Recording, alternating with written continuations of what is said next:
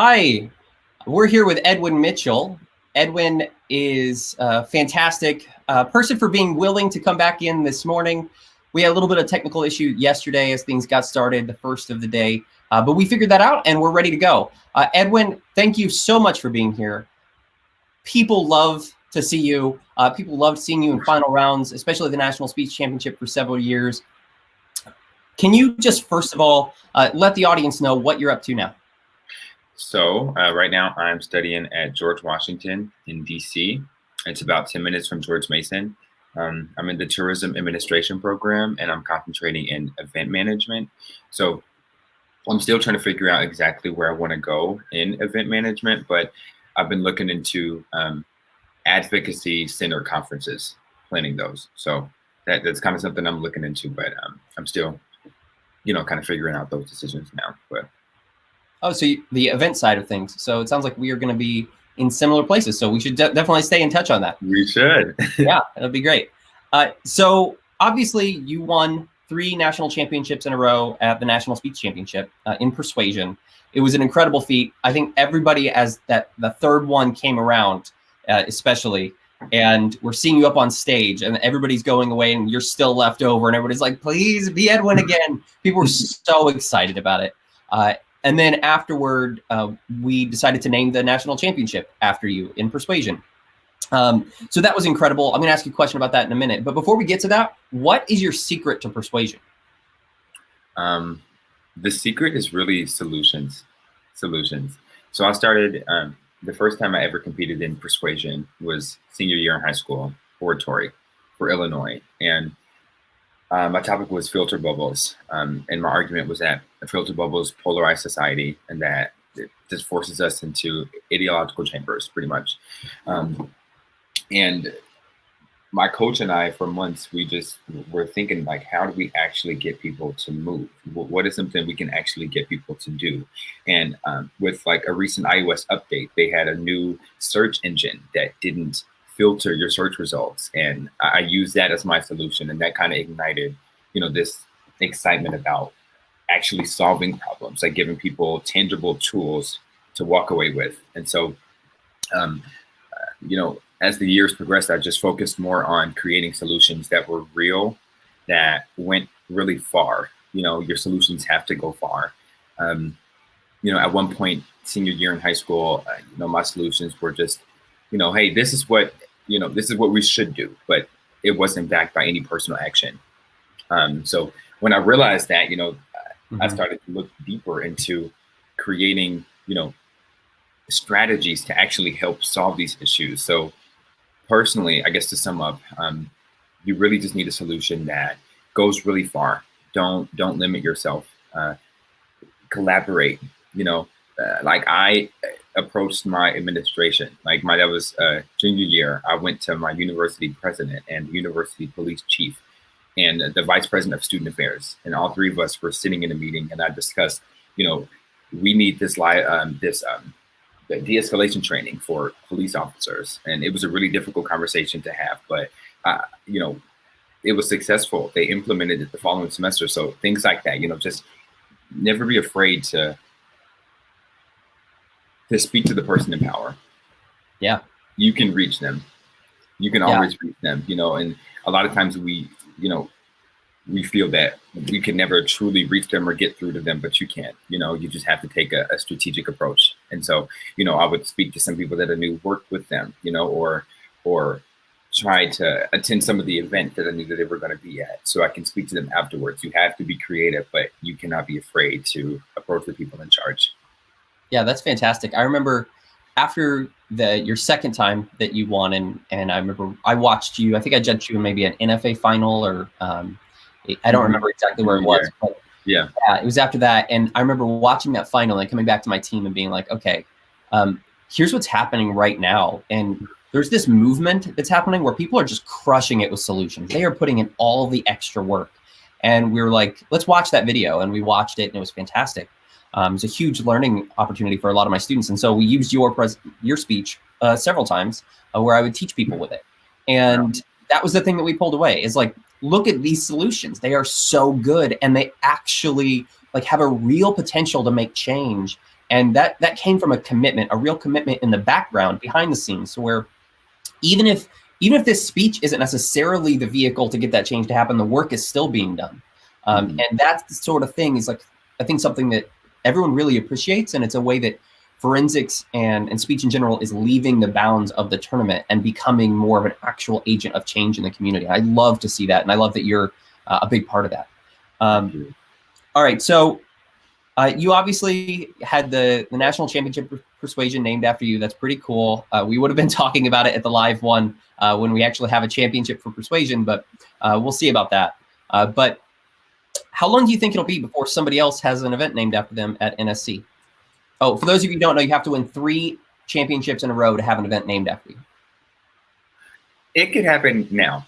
I think really the key to achieve that is the passion. I told my coach, I'm like, I don't care what categories I compete in as long as I do persuasion. It was my baby. It's like, I could not take a break. The passion, you can't let anything get in your way. If you, and find a topic that really, that truly resonates with you. Don't try not to take, too much influence from others that are whispering in your ear, trying to, force a topic down your throat. Pick something that truly resonates with you, and everything else will follow. There was no formula for me. I just was passionate, and I just wouldn't stop, and I feel like you can apply that same mindset to any category. So it could happen now. I don't know. It'd be awesome to see. Yeah, I love that. I think that there's something about having a vision for what the world can be, and then being like, no, I'm just gonna keep working until that happens, and I'm not gonna accept anything else. Or I'm willing to change if I need to change and adapt, but I'm just gonna find new strategies if I get a roadblock along the way. Right. I love that concept of like just keep working at it. So you were a part of something I think that was really special, especially for me, when I was developing the NSC and conceptualizing what it could be. I was thinking about teams like the one I was on when I was at IUPUI, which was a team that was in existence back in the early 2000s and a little bit before that, up into the mid 2000s. And it was a team where it was a tight-knit small group of usually 3 or 4, maybe 5 people. And I remember thinking, I want to create a national tournament where that type of team has a special sort of feeling where they feel like they can be a part of this in the same way that everybody else gets that joy. Because when I was at Northwestern, I had a much bigger team. I was like, wow, this is very different. I want other people to have this experience too. And then your team, in the very first year, you won as a sophomore. You won a national title in persuasion from Eastern Illinois University of a small team that was incredibly competitive, but competitive in your quality, not necessarily in your mindset to try to like beat other people. But you just created beautiful things, and I loved how it was recognized. But what were your thoughts on being on a small team, and especially a small team competing at NSC?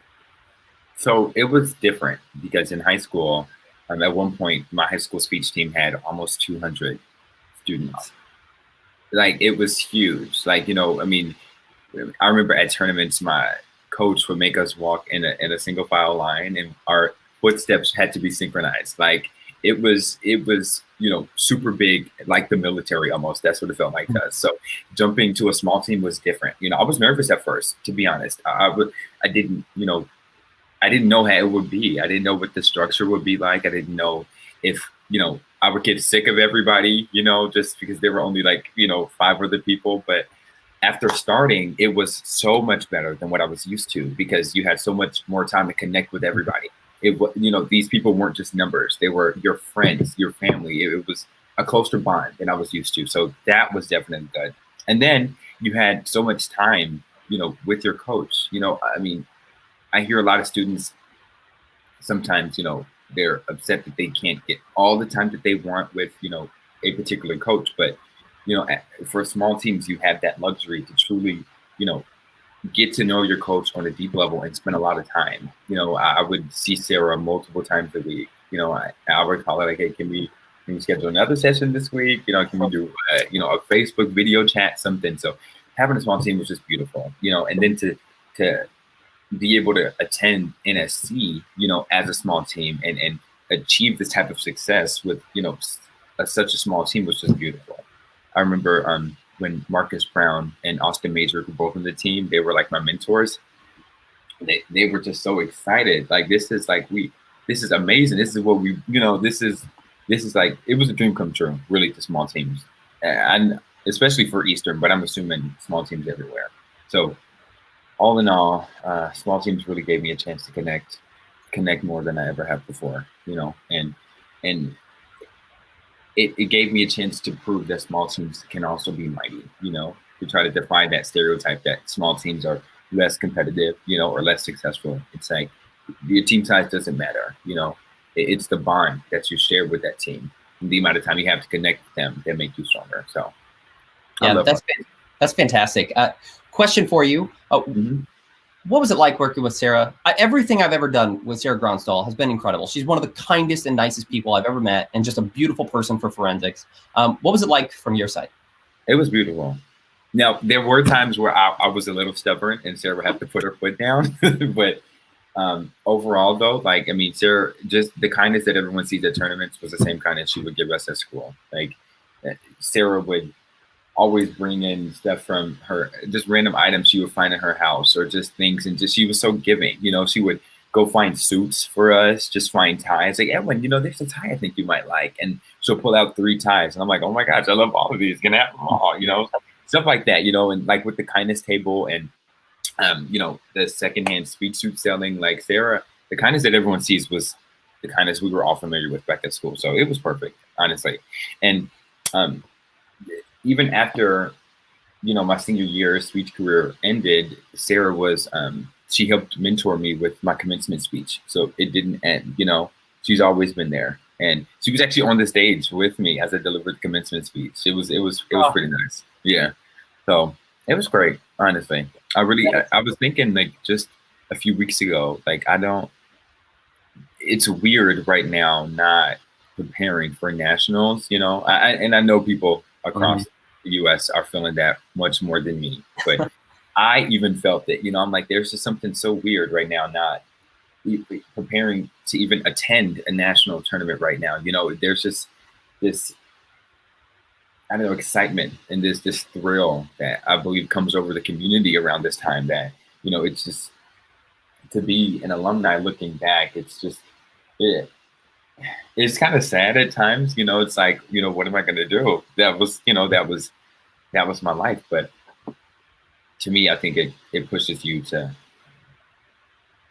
use that advocacy, outside the realms of speech, and that's why I'm so excited that I'm in event management. And Sarah was a big part of that process, me deciding which school I was going to and what I wanted to study. So I'm content with, with the way everything ended, but I really wish I could just be united with everybody right now at the tournament. So I'm excited that you planned this, because, I mean, what in the world will we be doing otherwise? Honestly, like, what will we? Well, I hope you're watching the rounds. I hope today you can make all the comments and enjoy that community. I think that's really what this was all about for me, is I know a lot of students were hurting, and so I wanted to make sure that there was something, some way, as fast as I could get it out there realistically, something that was that healing process for people. And I hope that's what this can be. And I hope that also that people can use this as a springboard, and that energy and that excitement for nationals, instead of like losing it and becoming dejected and upset, instead we can like be excited. And when we leave here, I'm hoping people are still excited and carry it into the next season, and it inspires people to do even more work. So